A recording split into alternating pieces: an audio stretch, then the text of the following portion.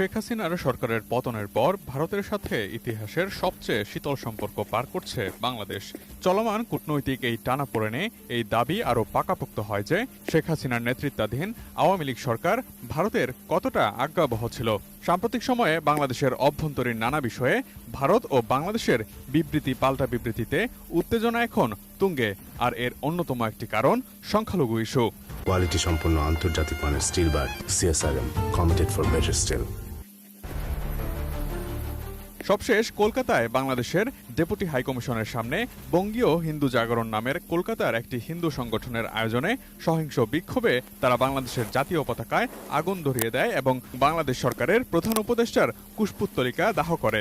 এমন উগ্রবাদী বিক্ষোভে গভীর উদ্বেগ প্রকাশ করে বাংলাদেশ সরকার ভবিষ্যতে এ ধরনের কাণ্ডজ্ঞানহীন ঘটনার পুনরাবৃত্তি রোধে প্রয়োজনীয় ব্যবস্থা নিতে ভারত সরকারের প্রতি